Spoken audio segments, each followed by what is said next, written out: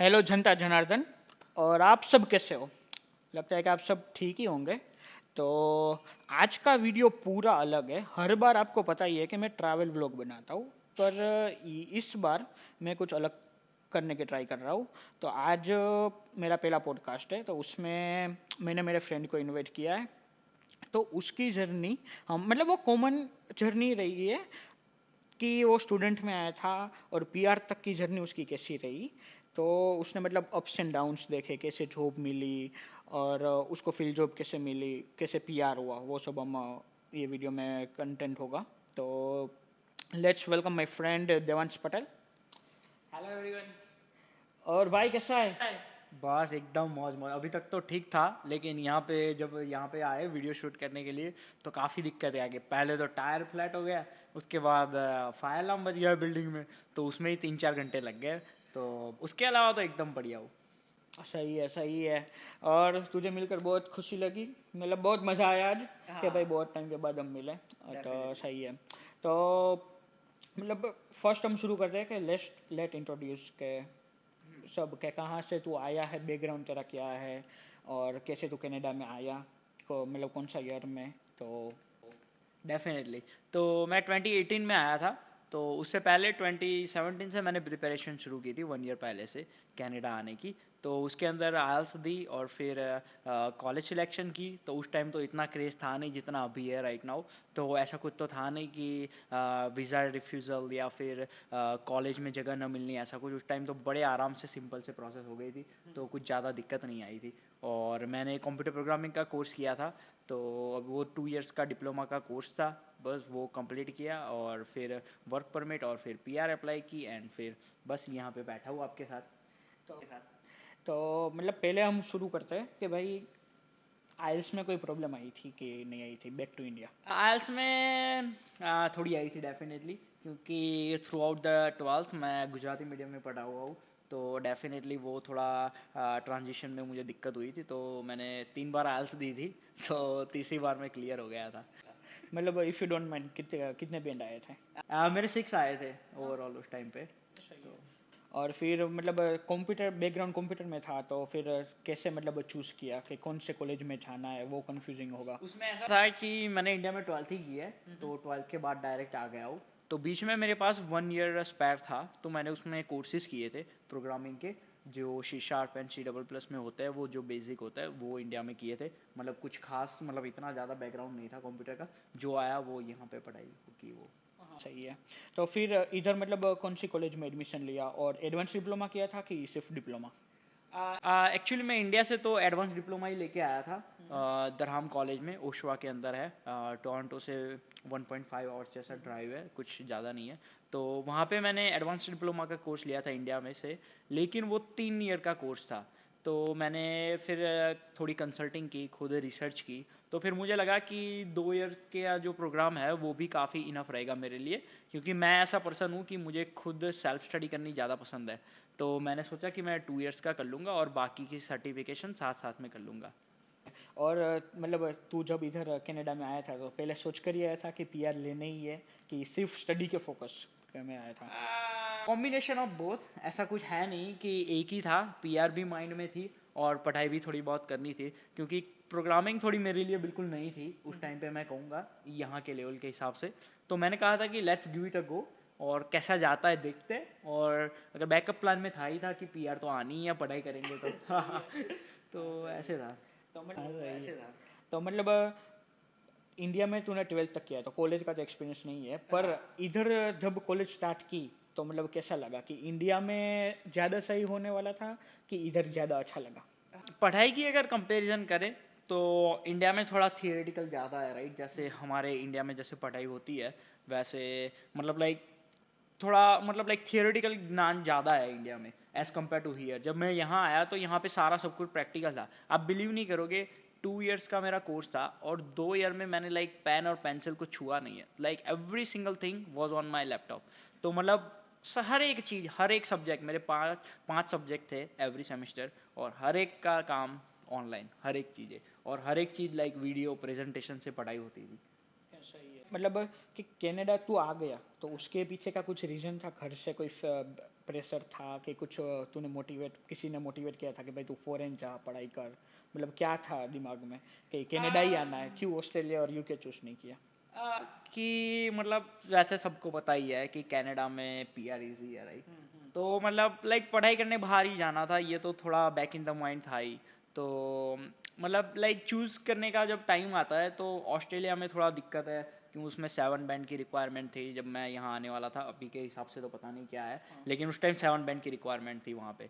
तो उस टाइम लगता नहीं था कि 7 बैंड आ सकते हैं। अभी तो आ गए, अभी के जो रिसेंटली पीआर के लिए आयल्स दी उसमें, लेकिन उस टाइम पे नहीं लगता था कि 7 बैंड आएंगे।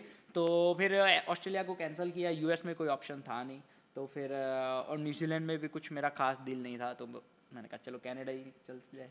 मैं भी 2018 में आया था तो मेरा भी सेम प्लान था कि मैं पहले ऑस्ट्रेलिया जाऊंगा, पर हाँ। ऑस्ट्रेलिया में बैंड बहुत ज़्यादा थे या और बस थोड़ा वही है। फाइनेंशियल प्रॉब्लम भी था। हाँ। तो उसकी वजह से फिर कनाडा चूज़ किया और सब डेफिनेटली। ओवरऑल कनाडा बेस्ट है। हाँ, और मेरे लिए एक और चीज़ है कि मुझे ज़्यादा कोल्ड सर्दियाँ होती है वो मुझे ज़्यादा पसंद है एज़ कम्पेयर टू समर। मुझे ये ज़्यादा पसंद है, तो मैंने कहा कनाडा के पास है वो, तो मैंने कहा व्हाई नॉट। तो कनाडा में कोई फैमिली रिलेटिव्स थे कि खुद 0 to 1 खुद ही किया सब? हाँ थे, जैसे मेरी कज़िन है, मेरे मासी की लड़की। तो उनके पास मैं गया था शुरुआत में, एक हफ्ता उनके पास थोड़ा रहा था। लेकिन हाँ, उसके अलावा तो कुछ खास नहीं है, सारे फिर एकदम जीरो से ही फ्रेंड्स बनाए और सारे कांटेक्ट वहीं से शुरू हुए फिर। ऐसा है। और मतलब कि कनाडा में आ गए हाँ। फिर हमारा मेन स्ट्रगल शुरू होगा, मतलब होता है। तो हाँ। फिर क्या स्ट्रगल हुआ कि जॉब कैसे ढूंढी, और जॉब और स्टडी वो दोनों कैसे मैनेज किया? अच्छा, उसमें ऐसा था कि मैं जब आया उस टाइम पे तो 20 आवर्स का था, वो बीच में थोड़ा 40 आवर्स का आ गया, तो उसमें लोग काफ़ी बिजी हो गए। तो मेरे पास 20 आवर्स का था, तो मुझे इतनी ज़्यादा दिक्कत नहीं हुई थी। और अगर जॉब ढूंढने की बात करें तो शुरुआत में मैंने पार्ट टाइम शुरू की, राइट, टिम हॉर्टन्स में एज यूजुअल, जैसे 90% बच्चे वहीं से शुरुआत करते हैं। टिम हॉर्टन्स ही है अपना। तो मतलब most of, sorry to cut, most of को तो पता ही होगा कि टीम होटन्स क्या है, पर इंडिया की पब्लिक को नहीं पता है कि टीम होटन्स कॉफ़ी शॉप है, जैसे हमारे इंडिया में भी है। तो उधर अभी तो भाई इंडिया में आ गया है, इंडिया के लोग भी। आ गया है, 2 ब्रांड तो खुल गए दिल्ली में और उधर। अब क्या है, टिम हॉर्टन्स की कॉफ़ी पीने के लिए कनाडा नहीं आना पड़ेगा।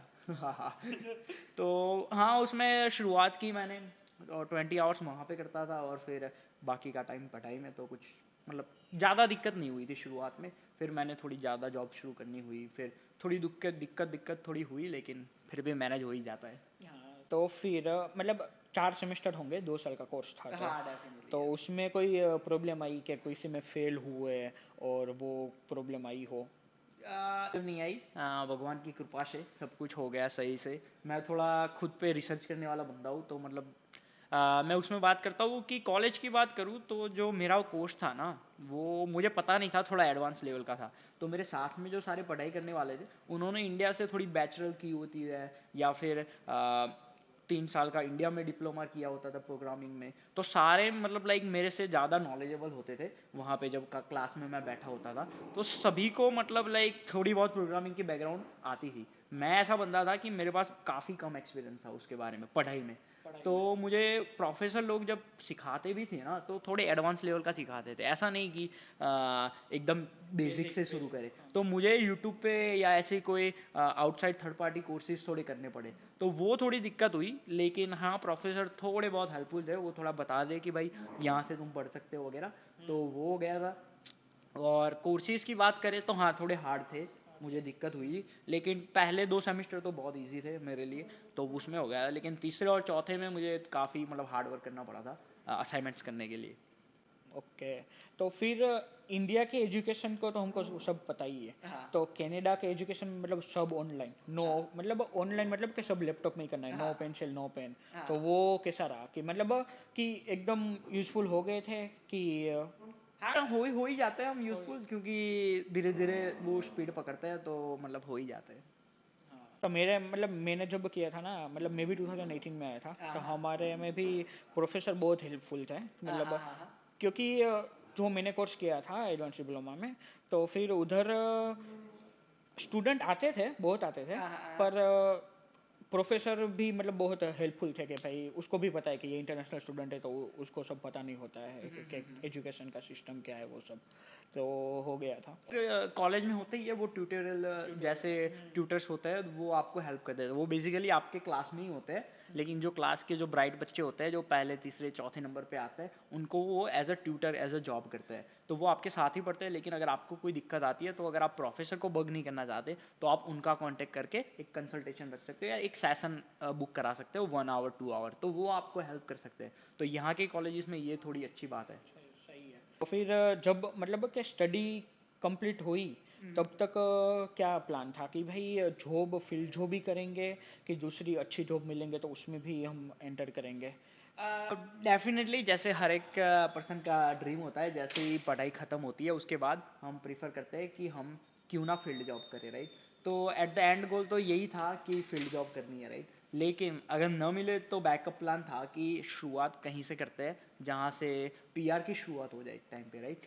तो मैंने वो प्रेफरेंस दी थी पहले कि why not start the job जो पीआर में हेल्प करे, एंड फिर डाउन द रोड मैं साथ साथ में जॉब के साथ ही जो बाकी का टाइम है वो टाइम में मैं अप्लाई करता रहा फील्ड जॉब। सही है। पहले ओंटारियो में स्टडी की हाँ हाँ। और फिर आप मूव हुए नोवा नोवा स्कॉशिया, स्कॉशिया। तो आप कब मूव हुए? 2020 में? यस, मैं 2020 में अप्रैल में मैं ग्रेजुएट हुआ। मेरे दो फ्रेंड्स थे यहाँ पे, तो उन्होंने मुझे काफ़ी हेल्प की यहाँ पे सेटल डाउन होने में। उन्होंने मुझे कॉल किया कि भाई अब आ जा, ओंटारियो में कुछ नहीं रखा, ओंटारियो में खाली वेट एंड वॉच ही है, तुम ऐसे पीआर की वेट ओंटारियो में करते। पीआर हार्ड है पर हाँ बाकी जॉब और वो मिल जाती है, हाँ वो मतलब है, वेज और वो सब अच्छा है कंपेयर टू नोवा वेज और स्कॉशिया। वो अच्छा है, लेकिन हाँ मतलब मेन गोल तो सभी का यही होता है कि हाँ पीआर, राइट। पीआर, हाँ। तो फिर उन्होंने आप बिलीव नहीं करोगे कि मैं जब आया यहाँ पे मेरे पास ऑलरेडी जॉब थी। तो जैसे मैं आया उससे That's पहले ही good. मेरी जॉब थी, मैं मेरा इंटरव्यू फिक्स ही था कि हायर होना ही है, तो मैं गया ऐसे फॉर्मेलिटी के लिए इंटरव्यू किया उन्होंने और कहा कि भाई कल से आ जा। सही है, सही है। तो जॉब प्रोग्रामिंग थी कि कंप्यूटर रिलेटेड? नहीं, प्रोग्रामिंग में नहीं थी, टिम हॉर्टन्स में ही थी एज ए अच्छा, सुपरवाइजर। एज ए सुपरवाइजर, हाँ हाँ दैट्स तो गुड। क्योंकि वो नॉक बी में आती थी और यहाँ पे उस टाइम पे पीएनपी मिल जाती थी नोवा स्कोशिया के उस हिसाब के रूल के हिसाब से 2020 के, तो बस वहीं से शुरुआत कर दी। तो ओंटारियो और नोवा स्कोशिया में क्या डिफरेंस लगा, अगर व्यूअर्स को जानना है कि भाई ओंटारियो ज़्यादा अच्छा है कि नोवा स्कोशिया, तो दोनों के प्रोज और कॉन्स बताओ। आपको अच्छा आंसर सुनना है या ऑनेस्ट आंसर सुनना है? Honest answer. ऑनेस्ट आंसर, अगर मैं ऑनेस्ट आंसर की बात करूँ तो देखो ओंटारियो में मेरे अकॉर्डिंग मेरी जैसी पर्सनालिटी है उसके हिसाब से ओंटारियो में बहुत ज़्यादा लोग हैं, शांति की थोड़ी कमी है। यहाँ पे शांति है, आप जैसे अभी हम बैठे हैं बाहर जाओ ओशन व्यू आ जाएगा, कहीं से भी जाओ नेचर के तुम बिल्कुल करीब बीच हो। में रहोगे। हाँ नेचर के बीच में रहोगे, लोग थोड़े कम हैं, तो थोड़ी शांति है। तो वही है, थोड़ा यहाँ पे थोड़ा वो भीड़ जिसको भाड़ वाला नहीं है। शांति की जिंदगी जीनी है और लाइफ भी चल रही है अच्छी हाँ से, हाँ तो हाँ वो हाँ, नोवा स्कोशिया बेस्ट है। नोवा स्कोशिया बेस्ट है, हाँ। नोवा स्कोशिया में एक साल काम करने के बाद पीआर अप्लाई किया, क्या था पीआर, मतलब थोड़ा पीआर के बारे में बताओ कि। पीआर के बारे में ऐसा था कि जैसे मैंने कहा शुरुआत तो मैंने रेगुलर जॉब से ही की थी टीम हॉर्टन के सुपरवाइजर में से, और मेरा ऐसा कुछ था नहीं कुछ कि ये वहीं पे करनी, लेकिन मेरा ये था कि मैं साथ साथ में एक्टिवली अप्लाई करता, एवरी सिंगल डे मैं जब काम से आता था, क्योंकि आपको पता ही होगा जब फूड सेक्टर में काम होता है तो सर का तो बैंड बज जाती है पूरी। घर आते थे ऐसा होता है कि भाई क्या करके आ गए, क्यों गए थे, राइट। तो वो थोड़ा था, तो मैं एवरी सिंगल डे आके बस जॉब अप्लाई करता रहता था। तो फिर मुझे 5 या 6 मंथ बाद मुझे जब कंप्लीट हो गया वहाँ पे 5 या 6 मंथ, मुझे यहाँ पे बैडफोर्ड में ही as a full time software developer की जॉब मिल गई। फिर मैंने उस टाइम पे मेरे पास चॉइस थी, मुझे काफ़ी लोगों ने कहा था कि जब जॉब स्विच करते हैं तो पीआर में थोड़ी दिक्कत आती है, अगर नॉक बी की है सॉफ्टवेयर डेवलपमेंट नॉक ए की है, तो मुझे काफ़ी लोगों ने वो भी किया था थोड़ा डीमोटिवेट कि भाई तू जॉब चेंज करेगा तो तेरे पीआर में दिक्कत आ सकती है, ये हो सकता है वो हो सकता है। मैंने कहा I want take a chance, क्योंकि ऑब्वियसली अगर मैं वहाँ पे रहा, रिस्क हाँ लेना है जॉब के लिए, हाँ, अच्छी जॉब क्योंकि मिल रही है। मेरा ये था कि अगर मैं वहाँ पे करता तो मेरे को कुछ नया सीखने को नहीं मिलता, और मुझे कुछ नया सीखना था। तो मैंने कहा कि जो होगा देखा जाएगा और शुरू करते हैं काम। तो मतलब इसमें से मुझे एक वो पूछना है कि सब जो अभी कनाडा में आ रहे हैं हाँ वो रिज्यूम बांटते हैं, मतलब हाँ जब भी वो हम सोशल मीडिया में देखते हैं कि वो रिज्यूम में लाइन लगी रहती है, सब रिज्यूम देने के लिए आते हैं। जॉब फेयर हाँ, जॉब फेयर होता है, होते हैं, ऐसे लोग लाइन लाइन, में लगे हुए हैं। हाँ, 100 150 लोग लाइन में खड़े हैं। तो आपने कैसे अप्लाई किया था, कि ऑनलाइन किया था अप्लाई कि ऑफलाइन किया था? और इधर रेफरेंस ज़्यादा इम्पोर्टेंट है कि रिज्यूम में एक्सपीरियंस सही है तो जॉब मिलती है, क्या है? आप फील्ड जॉब की बात करते हो कि रेगुलर? नहीं, जो स्टूडेंट आते हैं रेगुलर, और फिर हम फुल टाइम। ओके, तो मैं अगर रेगुलर जॉब की दोनों के लिए रेफरेंस ज़्यादा इंपॉर्टेंट है। पहले बात, reference is the most important thing. अगर आपको जॉब चाहिए, आपका नेटवर्क होना चाहिए, आपका फ्रेंड होना चाहिए। अगर आपका फ्रेंड है, आप ऐसे हायर हो जाओगे, ऐसे, मतलब एक लिटरली मैं मजाक नहीं कर रहा हूँ, चुटकी बजाते हायर हो जाओगे। लेकिन अगर फ्रेंड नहीं है, इसका मतलब ये नहीं है कि बिल्कुल ही हायर नहीं होंगे, हाँ चांस है, लेकिन प्रायोरिटी वो उन लोगों को देते हैं। तो उसमें ऐसा है कि जब रेगुलर जॉब अप्लाई करते हो, तो मतलब बेसिकली ट्राई करो कि भले ही कनेक्शन का चाचा का, बुआ का, बेटा का, भाई का, कुछ भी निकल आए, बस निकल आए। वो बस एक बार उनका नाम ले लेगा ना कि भाई ये मुझे जानता है बंदा और उसे जॉब चाहिए, वो अपने एम्प्लॉयर को सिर्फ इतना बोलेगा ना, आपके हायर होने के चांस लाइक 99% बढ़ जाते हैं। सही है, सही क्योंकि मैंने खुद देखा हुआ है, जब मैं टीम हॉर्टन्स में होता था, इतने रेज्यूमे एवरी सिंगल डे, तेज भाई आप बिलीव नहीं करोगे, एवरी सिंगल डे कम से कम 5 या 7 रेज्यूमे आते थे एवरी सिंगल डे। और ज़्यादातर वो एम्प्लॉय, जो दूसरे एम्प्लॉय होते हैं, सब अच्छे नहीं होते, तो लोग लिटरली ऐसे आपका रेज्यूमे ऐसे किया और सीधा ही डस्टबिन, लाइक एम्प्लॉयर तक पहुंचा ही नहीं है, मैनेजर तक लिटरली पहुंचा नहीं है, वो बस सीधा आपने दिया, वहां से सीधा गार्बेज में गया, क्योंकि उनको खुद को घंटे नहीं मिल रहे, वो आपका रेज्यूमे क्यों आगे जाने देंगे। तो ये थोड़ा है कि वो करेंगे। तो इसलिए मैं प्रिफर करता हूँ कि कोई फ्रेंड या नेटवर्क में है, वो सीधा ही कर दे आपको रेफरेंस, राइट।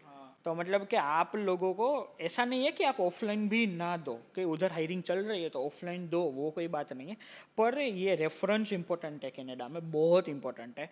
चाहे कोई भी जॉब करो, फील्ड जॉब के पार्ट टाइम जॉब के XYZ कोई भी जॉब, तो रेफरेंस 90% तो इम्पोर्टेंट है ही। क्योंकि सब लोगों को देखा है कि सब लोग रेफरेंस के थ्रू ज़्यादा जॉब मिल जाती है, इजीली मिल जाती है, तो वो एक बेस्ट है। और फील्ड जॉब की, अगर मैं फील्ड जॉब की बात करूँ, तो फील्ड जॉब में भी सेम थिंग थी। फील्ड जॉब में भी काफ़ी मतलब वो अच्छी स्टोरी है कि कैसे हुई उसमें। तो उसमें ऐसा था कि जब फील्ड जॉब का इंटरव्यू के लिए मुझे कॉल आया, तो मैंने मतलब बेसिकली कंपनी का बैकग्राउंड चेक किया थोड़ा, क्या क्या है।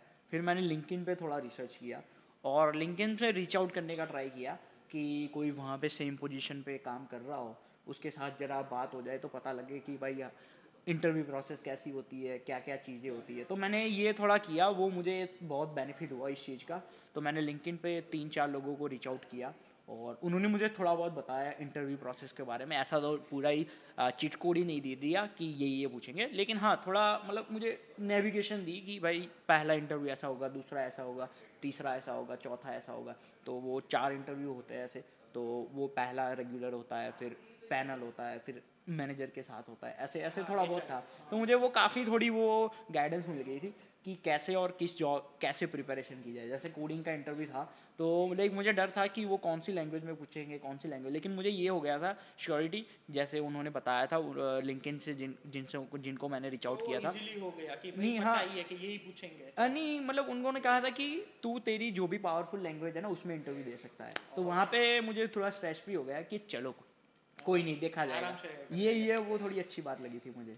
और वो मुझे एक और मतलब वो पूछना है कि सब लोग अलग अलग फील्ड में भी अप्लाई करते हैं, हाँ हाँ मतलब 4-5 जगह अलग अलग जॉब में अप्लाई किया, हाँ, तो हर जॉब में हमको रिज्यूम चेंज करना पड़ेगा, जो रिक्वायरमेंट होगी वही हमको रिज्यूम में डालना पड़ेगा?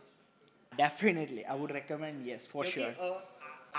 जो अभी स्टूडेंट आ रहे हैं वो उसको पता ही नहीं है कि आप जितनी जॉब अप्लाई कर रहे हो उसमें अलग अलग रिज्यूम डालना पड़ेगा, और जो रिक्वायरमेंट होगी वो उसमें आपको डालनी पड़ेगी। अगर आपके पास एक्सपीरियंस है, अगर आपके पास स्किल है, सर्टिफिकेशन है, तो वो सब, तो वो अभी बहुत इंपॉर्टेंट चीज़ है।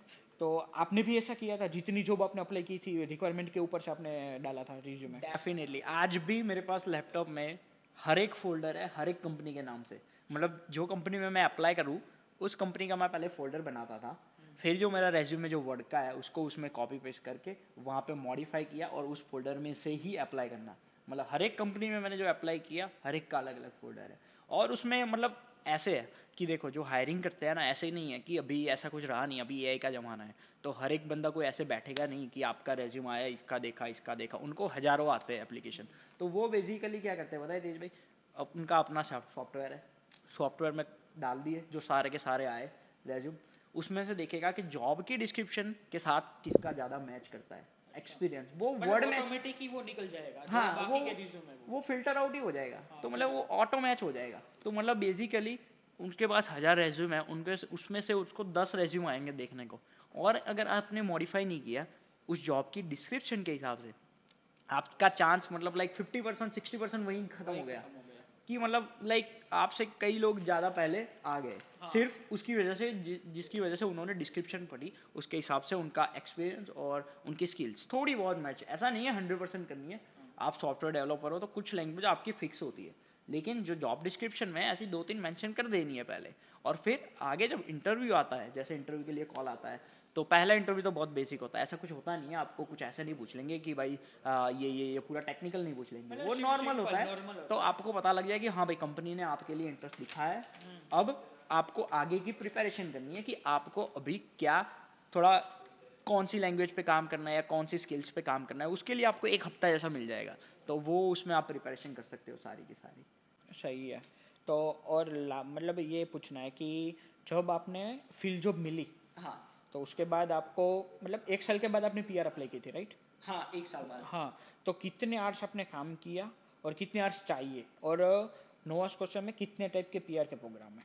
नोवा स्कोशिया में जब मैंने पीआर लगाई तो काफ़ी टाइप के प्रोग्राम थे, मतलब जो बाहर से और प्रोविंसेस से मूव होके आ रहे हैं उनके लिए, तो अभी थोड़े प्रोग्राम के वो रूल्स चेंज हो गए, तो लेकिन जो मैं जिस प्रोग्राम में मैंने की एक्सप्रेस एंट्री, यहाँ पे पीएनपी अप्लाई की, और फिर फेडरल लेवल पे अप्लाई किया, क्योंकि पीएनपी की वजह से हमें 600 पॉइंट एक्स्ट्रा मिल जाते हैं, तो जो भी आपके पॉइंट होते हैं, मेरे 399 हो रहे थे और 600 मुझे पीएनपी के मिल गए, तो पूरे 999 मेरे वहीं हो गए, तो उसकी वजह से मेरे को कोई भी ड्रॉ कितना भी हाई आए, मुझे तो पीआर आनी आनी थी, तो मतलब वो हो गया। तो उसके लिए हमें 1 ईयर नॉक बी से ऊपर की कैटेगरी में काम करना चाहिए, अभी तो वैसे टीयर 1 2 3 आ गया है, लेकिन उस टाइम पे ऐसा था कि नॉक बी या उसकी ऊपर से आपको 1 साल के लिए काम करना है, तो मेरा कुछ महीने का वहाँ पे था नॉक बी में और बाकी का नॉक ए में, तो दोनों का मैंने कंबाइन किया और अप्लाई कर दिया, और मुझे आई थिंक 1 महीना जैसे लग गया था पीएनपी को आने में, और जैसे ही मुझे पीएनपी आ गई, मैंने दिसंबर में अप्लाई किया था, जनवरी में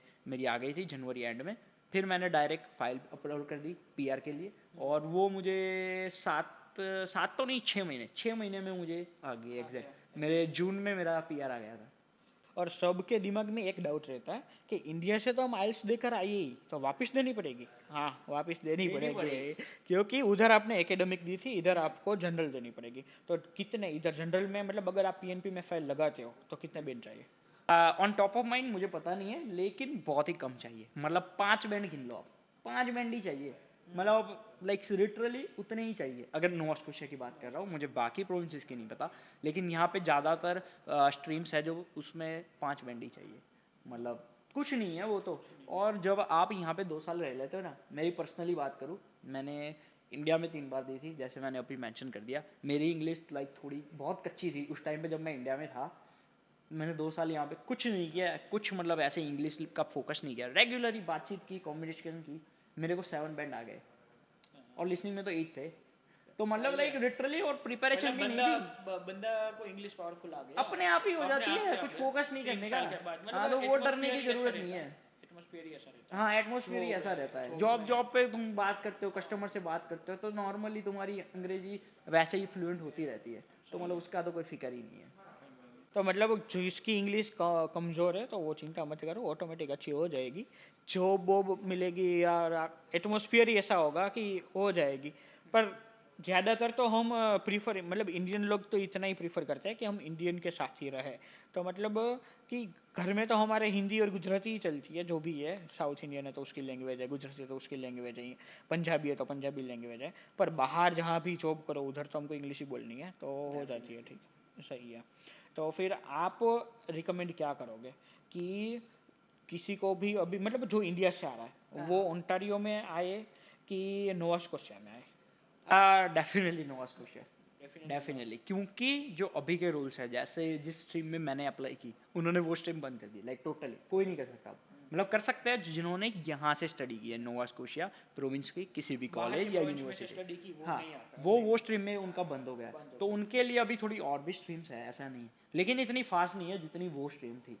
तो अगर आपने यहाँ पे पढ़ाई की है, पढ़ाई ख़त्म करो, फील्ड जॉब ढूंढो, फील्ड जॉब ढूंढ के साथ ही आप सीधा ही अप्लाई कर सकते हो, सीधा ही। तो मतलब कोई चक्कर ही नहीं है, वो दूसरी स्ट्रीम है लेकिन उसमें आप सीधा ही अप्लाई कर सकते हो। तो वो मुझे एक अच्छी बात लगी कि वो थोड़ा अच्छा है। बाकी तो वो स्ट्रीम में भी कर सकते हो, एक्सप्रेस एंट्री वाले जिसमें मैंने किया, लेकिन उसके अंदर ऐसा है कि आपको 1 साल का एक्सपीरियंस चाहिए काम पे। तो मतलब आप फील्ड जॉब ढूंढो, उसमें 1 ईयर का एक्सपीरियंस करो और फिर अप्लाई करो। और उसमें बैंड भी ज़्यादा चाहिए, और जिसने बैचलर इंडिया में से करके आए और इधर मास्टर या तो पीजी डिप्लोमा किया है वही एक्सप्रेस एंट्री में पॉइंट बनेंगे, क्योंकि अभी पॉइंट इतना हाई हो गया है लास्ट, मतलब कि अभी 480 485 इतना तो चल ही रहे ऑन एन एवरेज। मतलब 500 के करीब करीब ही है। हाँ, 500 के करीब करीब ही है। तो फिर आगे का क्या प्लान है अभी? मतलब आपके वीडियो भी बहुत सारे व्यूअर्स ने देखा कि अभी देवांश भाई ने यूट्यूब जर्नी उसकी शुरू की है, तो अभी फुल टाइम वो कंटेंट क्रिएटर में मतलब घुस गए, जॉब भी कर रहे हैं पर उसमें ज़्यादा फोकस है यूट्यूब में। तो वो आपने क्यों चूज़ किया कि फील्ड जॉब तो कर ही रहे हो पर ज़्यादा यूट्यूब में फोकस है? ऐसा कुछ है नहीं, मतलब लाइक मुझे पसंद है वीडियो बनाना, मैं थोड़ा आउटगोइंग पर्सन हूँ, वो भी है। और अभी थोड़ा मैंने सोचा कि काफ़ी बंदे आ रहे हैं, अपने लोगों का क्वेश्चन होता है, आप बिलीव नहीं करोगे, पिछले महीने में मैंने 5 to 6 कॉल अटेंड किए, मेरे फ्रेंड्स और फैमिली में से ही थे किसी के जिनको यहाँ पे आ रहे हैं, स्पेसिफिकली नोवा स्कोशिया आ रहे हैं या फिर ऑन्टारियो में आ रहे हैं। और तो उनको काफ़ी क्वेश्चन होते हैं, जानना होता है कि भाई ये कैसा होता है कनाडा में, ये कैसे होता है देवांश भाई, ये कैसे होता है। मैंने कहा इतने सारे क्वेश्चन आ रहे हैं ना, मेरे को बार बार वो करना पड़ रहा है। मैंने कहा क्यों ना सभी को हेल्प होने के लिए एक यूट्यूब चैनल ही बना दी जाए। तो ऐसे ही वीकेंड पे मैं थोड़ा, जब टाइम लग जाता है मुझे, मैं ऐसे ही पूरी एक वीडियो, हेल्पफुल वीडियो बना लेता हूँ, जो अपने बंदों को या फिर यहाँ रह रहे हैं या फिर नए नए आ रहे हैं, इन्फॉर्मेशनल वीडियो, या फिर ट्रैवलिंग का कोई ब्लॉग इन लो, मतलब कौन सी जगह घूमने वाली है, मतलब उनको हेल्प हो जाए, ऐसी वीडियो मैं बनाता रहता हूँ। तो फिर मैंने कहा ये ज़्यादा सही है। मतलब सभी डायरेक्शन में हमको जाना चाहिए, ऐसा नहीं है कि भाई एक ही डायरेक्शन में जाइए। तो भाई ये फील्ड जॉब तो कर ही रहे हैं, तो साइड में जब टाइम मिला तो ये भी करते हैं, सही है। डेफिनेटली, क्योंकि इसमें ऐसे है ना कि कनाडा का माहौल थोड़ा ऐसा है, मैं ये बात बता दूं कि कनाडा का माहौल ऐसा है ना कि तुम एक बार रेस में भागने शुरू हो गए ना, तुम्हारे पास 1 सेकंड भी नहीं होगा किसी चीज़ के लिए टाइम निकालना। अगर आपको फोर्स ही करना पड़ेगा अपने आप को कि भाई ये मुझे पसंद है, इसके लिए मुझे टाइम निकालना पड़ेगा, वरना तो आप मतलब लाइक पढ़ाई के साथ आप जॉब कर रहे होंगे तब टाइम नहीं होगा, उसके बाद वर्क परमिट पे आके फुल टाइम जॉब कर रहे होगे तभी भी टाइम नहीं होगा, क्योंकि खाना बनाना, कपड़े करने, सब कुछ काम मतलब लाइक होते ही है। तो मतलब वो आपको स्पेसिफिकली टाइम निकालना ही पड़ेगा चीज़ के लिए। तो जो इस सारी भाग दौड़ में जो हमें पसंद है ना, वो करना हम भूल जाते हैं। तो मैं तो यही रेकमेंड करता हूँ कि जो आपका पैसन है ना, उसके लिए हफ्ते में 1-2 घंटे निकाल लिया करो, मतलब कोई चक्कर नहीं है। तो किसी को फोटोग्राफर में मतलब फोटोग्राफी अच्छी लगती है तो वो करो, वीडियो बनाना अच्छा लगता है वो करो, मतलब एक्सरसाइज पे स्पोर्ट्स। हाँ सही है, तो ये मेरा है। सही है। तो फिर आपको मतलब क्या लगता है कि मतलब आपने ओंटारियो से नोवा स्कोशिया आए, ये तो मतलब एक एटलांटिक प्रोविंस है, हाँ। तो आपको कोई और प्रोविंस का भी कुछ पता हो कि प्रिंस एडवर्ड आइलैंड पास में ये न्यू ब्रुंसविक है, हाँ। तो वो सब प्रोविंस नोवा स्कोशिया जैसे ही है पीआर के लिए और स्टडी के लिए और सब, मतलब ओवरऑल? हाँ, उसके जैसे ही है, करीबन करीबन ही है। पीआई में 6 मंथ्स में होती है। मैंने मतलब एक्यूरेट इन्फॉर्मेशन नहीं पता मुझे ऑन टॉप ऑफ माइंड, क्योंकि कभी पढ़ने की ज़रूरत ही नहीं पड़ी, लेकिन हाँ इसके करीबन करीबन ही है, उसकी पीआर की प्रोसेस सारी मतलब जल्दी हो जाती है। मतलब एटलांटिक प्रोविंस में सब में अभी इजी चल रहा है, तो कोई इंडिया से आ रहे हो तो रिकमेंड है कि भाई ओंटारियो है, अल्बर्टा है, मतलब ब्रिटिश कोलंबिया है, वो ऑलरेडी डेवलप है, तो आप उधर जाने की वजह से आप ये प्रोविंस में आओ, तो ये प्रोविंस में आपने स्टडी कंप्लीट होने के बाद पीआर भी इजी हो जाते हैं और मतलब सही हो जाता है आपको, मतलब इतनी प्रॉब्लम नहीं आती, फिर आपको बाद में मूव होना पड़ता है एक जगह से दूसरी जगह और वो सब, तो उससे अच्छा है कि डायरेक्ट आप इधर ही आओ। क्या ना कि आप नई जगह पे मूव हो रहे हो, सारे नए लोग हैं, आपके कांटेक्ट नए बनेंगे, आपको हर चीज़ यहाँ पे बाय करनी पड़ेगी, तो टाइम बहुत ज़्यादा लग जाएगा। और अगर आप यहाँ पे सीधे आए हो, 2 इयर्स का प्रोग्राम होता है, 2 ईयर को जाते हुए टाइम भी नहीं लगता, ऐसे निकल जाते हैं। तो आप यहाँ पे आ जाओ सीधा ही, यहाँ पे स्टडी करो। हाँ, यहाँ पे थोड़ी जॉब की दिक्कत है एज़ कम्पेयर टू वहाँ पे, थोड़ा टाइम लगता है लेकिन मिल जाती है, फिक्र मत करो। तो वो है, और सीधा ही आपके यहाँ पे कॉन्टैक्ट ऑलरेडी बन चुके होते हैं, तो फील्ड जॉब ढूंढने में भी थोड़ी आसानी हो जाती है यहाँ पे। तो ये थोड़ा है, यहाँ पे डायरेक्ट आने के कुछ फ़ायदे भी है।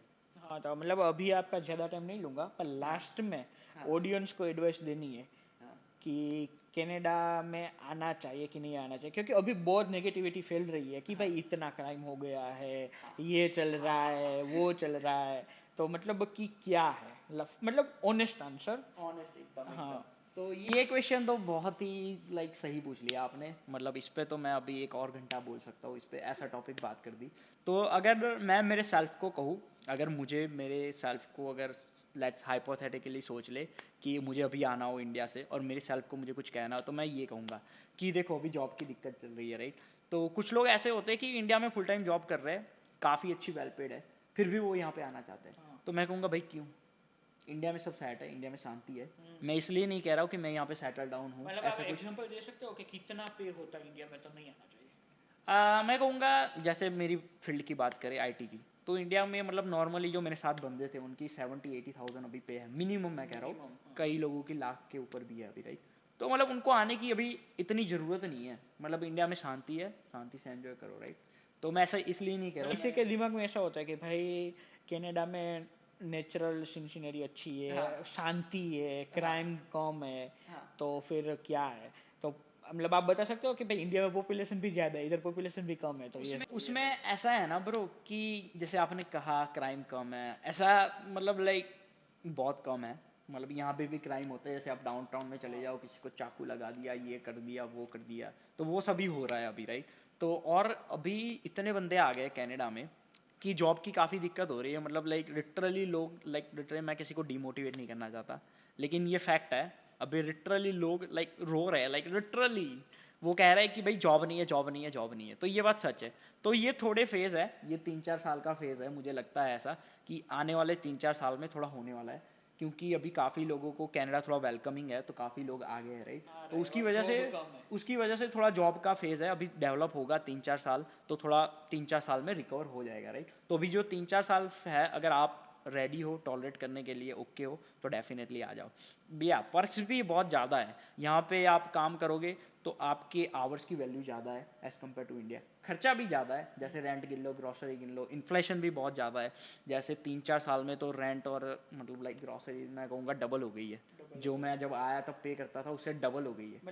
मतलब 2018 में कितना रेंट और ग्रोसरी का आ रहा था और अभी कितना आ रहा है?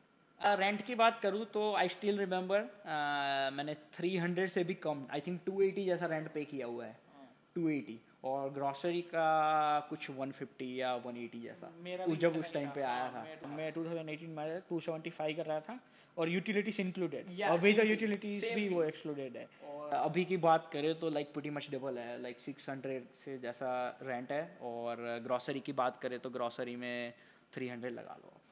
300 to 400 लगा लो, अगर आराम से मतलब सब बॉयज रह रहे हैं तो फिर आराम से इतना आ ही जाता है। अगर आपके फैमिली है या तो आपकी वाइफ है तो कम आता है, क्योंकि भाई बॉयज हर रोज घर पे खाना नहीं बनाते, बाहर पे खर्चा हो जाता है, तो फिर तो इतना हो जाता है। फिर एक और चीज़ मैं सजेस्ट करना चाहूँगा कि जैसे यहाँ पे सारे लोग आते हैं, तो मोस्टली लोग आके भले इंडिया में कुछ बैचलर की पढ़ाई की है, कुछ भी, वो सीधा ही फील्ड जॉब में लगने की वजह वो सीधा ही रेगुलर जॉब में लगते हैं। हाँ। अगर अगर स्किल है तो पहली प्रेफरेंस ये रखो कि फील्ड जॉब की जाए, right, rather than just running around. 1 महीना लेट मिल जाएगी तो कुछ मतलब ज़्यादा दिक्कत नहीं होगा। अगर जैसे ऑन कैंपस में यहाँ पे काफ़ी वो ऑप्शन होते हैं, जैसे ऑन कैंपस जिस कॉलेज में आप पढ़ रहे हो उसमें आपकी सेम फील्ड में अगर आपका बैकग्राउंड और एक्सपीरियंस है, वो आपको हायर कर सकते हैं ऑन कैंपस 20 आवर्स के लिए।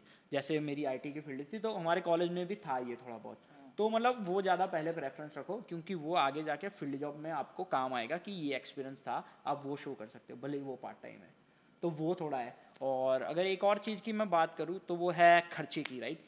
तो जैसे हम यहाँ पे नए नए आते हैं, इंडिया में हमारी ऐसे स्प्रिंग दबी होती है, जैसे पेरेंट्स की थोड़ी वो रोक टोक होती है सब कुछ, तो यहाँ से ऐसे स्प्रिंग आड़ के उछल जाती है वो पूरी। तो खर्चा करने में लग हाँ, जाते जैसे हैं, मतलब फिर लाइक फोन ले लिया, फोन आकर ही सब गाड़ी ले लेते हैं। हाँ। तो उसके ऊपर आप रिकमेंड करोगे तो ये करना चाहिए कि नहीं करना चाहिए, तो कि उसमें कंट्रोल करना चाहिए? हाँ, मतलब अपने आप पे है, अपने शौक पे है, राइट, कौन सी ज़्यादा इंपॉर्टेंट चीज़ है। तो जैसे मैं कहूँगा कि फ़ोन तो चलो रिक्वायरमेंट है, तो फ़ोन की तो कुछ ऐसा नहीं है। गाड़ी का जितना जब तक नहीं हो सके मत लो। फिर हाँ, फिर अगर ज़्यादा ही कुछ ज़रूरत लगती है तो कुछ कैश में ले लो सस्ती वाली 5-7 हज़ार की शुरुआत में, फिर आगे जाके अपग्रेड करो। और मतलब सॉरी टू इंटरप्ट, वो है कि भाई अगर आप बस में जाओगे ना तो बस में मंथली पासिस $90 या तो मैक्स टू मैक्स 100-120 का आता है। इधर नोवा स्कोशा में तो इतने का ही है, पर टोरंटो साइड और उधर ज़्यादा होगा। हाँ। पर गाड़ी अगर आप लोगे तो अभी गाड़ी का इंस्टॉलमेंट अगर आप नई गाड़ी लोगे तो आराम से आपकी मंथली इंस्टॉलमेंट $500 चली जाएगी। कोई भी गाड़ी लो, कोई भी बेसिक गाड़ी लो या तो कोई भी मॉडल लो, 500 मिनिमम जाएंगे प्लस इंश्योरेंस। और अगर आपने ब्रैम्पटन और मिसिसागा और टोरंटो साइड जाओगे तो इंश्योरेंस 400 आता है, तो 500 तो उसका हो गया, 400 उसका हो गया। गैस तो का आप 200-300 गिनना। गैस का 200-300 मतलब आपके मंथली 1200-1300 तो उसमें ही खर्च हो जाएंगे। और बस में थोड़ा प्रॉब्लम आएगा, 1 घंटा आने में 1 घंटा जाने में, तो जॉब होती है वो थोड़ा स्ट्रगल होगा, पर वो सिर्फ $90 में कवर हो जाएगा, तो आपके पैसे बहुत सेव होंगे।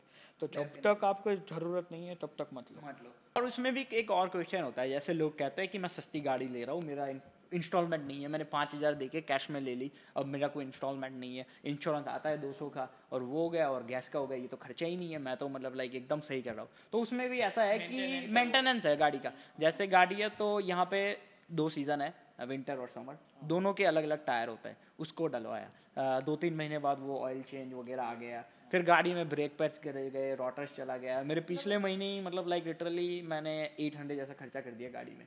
तो मतलब ऐसे है कि खर्चा आते रहेंगे, मतलब साल में 1-2 बार ऐसे बड़े खर्चे आएंगे, तो उसके लिए भी आपको सेविंग करनी मतलब पड़ेगी। उसको केयर करनी पड़ती है, वो एक हाँ। बेबी की तरह होता है कि भाई हाँ उसको अगर आपने अच्छे से ट्रीट नहीं किया तो फिर उसकी हेल्थ भी खराब हो सकती है। हाँ, एक और चीज़ की मैं बात करूँ तो एडवाइस में तो कांटेक्ट बनाओ जितने बनते हैं, वही ज़्यादा मतलब सबसे इम्पोर्टेंट चीज़ है। मतलब जैसे मैं मेरी बात करूँ, मैं बहुत ही शाय था, मतलब मैं ऐसे अगर 5 लोगों के बीच बैठा हूँ ना, मैं बात नहीं करूँगा, मैं ऐसे फ़ोन में लगा रहूँगा, तो ये बहुत बुरी बात है। लाइक बहुत शाय होता है तो बात नहीं करते। कांटेक्ट बनाओ, जितने कांटेक्ट होंगे उतने ही आगे जाके हेल्प होगा।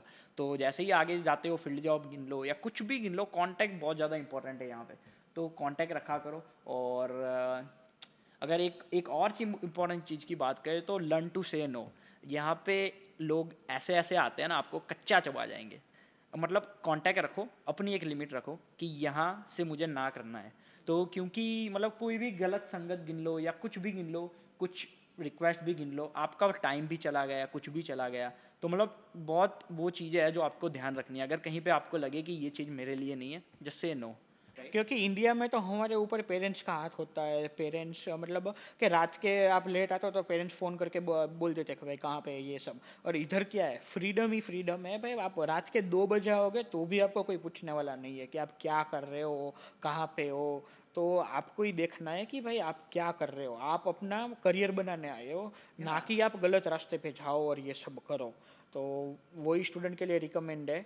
और बाकी तो क्या है, पैसे कमाओ और पेरेंट्स को प्राउड फील कराओ। हाँ, और ऐसे भी नहीं है कि बिल्कुल मज़े नहीं है, यहाँ पे मज़े भी है। मतलब कुछ एक दिन है, जैसे वीकेंड में एक दिन के घूमने चले गए, वो सब तो होता ही है रेगुलर बेसिक में। तो ऐसा तो नहीं है कि बिल्कुल जेल में ही बंद है, होता है सभी का। और स्ट्रगल का भी अपना मज़ा है, राइट। स्ट्रगल की होगी तो बाद में मज़ा आता है थोड़ा। जैसे मैं अभी सोचता हूँ पिछले दिनों का, जब मैं लाइक काफ़ी जॉब्स करता था, तो उस टाइम मुझे लाइक अभी ऐसा भी नहीं है, कुछ ऐसा भी नहीं है कि हम फाइनेंशियली सेट हो गए, नहीं, अभी भी स्ट्रगल ही कर रहे हैं। लेकिन उस टाइम पे बहुत ज़्यादा वो फीस का टेंशन होता है, फीस पे करनी, ये वगैरह वगैरह वगैरह। तो मतलब लाइक सही था वो टाइम भी। वो दिन से ये दिन अच्छे हो गए हैं, पर वो हाँ। दिन को याद करके अभी मजा आता आय है। हाय हाय हाय हाय तो हाय सही हाय। है, हाँ। तो मतलब यही है। मतलब आप जितना हार्ड वर्क करोगे आपको उतना रिजल्ट मिलेगा। मतलब कर्म करते जाओ, फल तो ऊपर वाला देता है, यही है। चलो तो सही है। Thank you for your time. No और वरीज आज का मैन। पॉडकास्ट हम इधर तक ही रखते हैं, और आपको कैसा लगा तो हाँ, प्लीज़ लाइक शेयर सब्सक्राइब। और कर देना। अगर आपके कोई फ्रेंड आ रहे हैं तो हाँ। उसको शेयर कर दो। और डेफिनेटली, और ये शेयर जरूर करना ताकि जो बंदे नए आ रहे हैं उनको पता लगे कि भाई क्या माहौल है, क्या क्या चीज़ें हैं। और हम डेफिनेटली इसका पार्ट 2 बनाने की सोच रहे हैं। तेज भाई ने बात की तो मतलब लाइक ये वीडियो का रिस्पॉन्स देखेंगे हम कैसे आता है, तो उसके हिसाब से मेरे पास बहुत चीज़ें हैं बताने को। लाइक मैं अगर किसी को कहना चाहूँ जो नया आ रहा है, तो एक और बात कि भाई देवांश भाई की यूट्यूब चैनल है डीपी इनसाइट, वो में मतलब इधर स्क्रीन पे आ जाएगी आपको, तो उसको भी लाइक करो, शेयर करो और सब्सक्राइब करो, क्योंकि वो, हाँ भाई ने भाई टी शर्ट भी पहन कर रखी है उसकी, तो आपको देख ही सकते हो। तो मतलब उसके पूरे इन्फॉर्मेटिव होगा वीडियो, तो आप सबको भी मजा आएगा देखकर और बहुत काम आएगा। तो ओके ओके, बाय बाय, जय श्री कृष्ण, भारत माता की जय, जय हिंद। Take care.